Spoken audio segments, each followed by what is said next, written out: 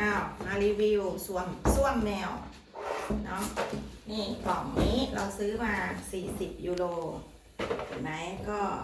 หลายประเทศอะไรบ้างก็ไม่รู้แต่เยอรมัน เยอรมันอเมริกานี่อะไรน่าจะฝ ฝ รั่ รั่ ง ง เศ เศ ส สนี่อะไร ไม่รู้อันนี้อิ อิตา ตาลี ลี ฝรั่งเศส ไม่ใช่อันนี้เกาหลี ไม่ใช่ เอาเหรอ อันนี้สวีเดน นี่บราซิล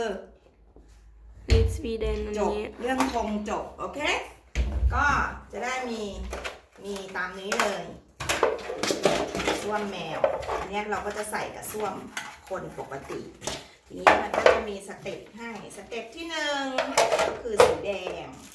สเต็ปที่2คือสีส้มสเต็ปที่3คือสีเขียวเราก็จะเอาสีแดงวางก่อนแล้วเราก็จะเอาทรายวางแบบนี้นะ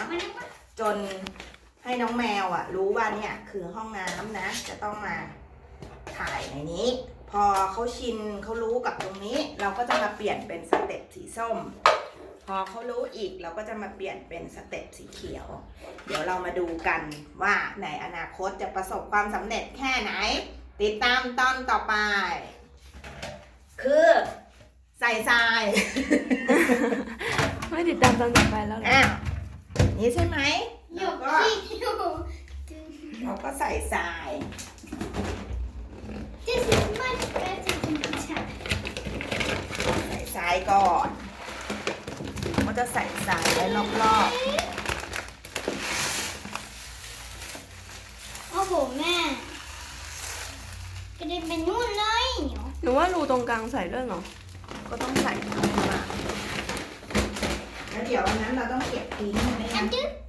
อ้าวก็จะเป็นแบบนี้ แม ยว กดูสิว่ามันเป็นยังไง มา อ่า อ้าวเหรอ ไหมนางก็สนใจ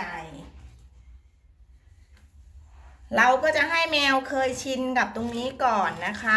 แรกๆคนก็จะลำบากต้องยกเข้ายกออก แต่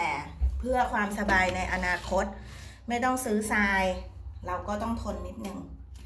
โอเค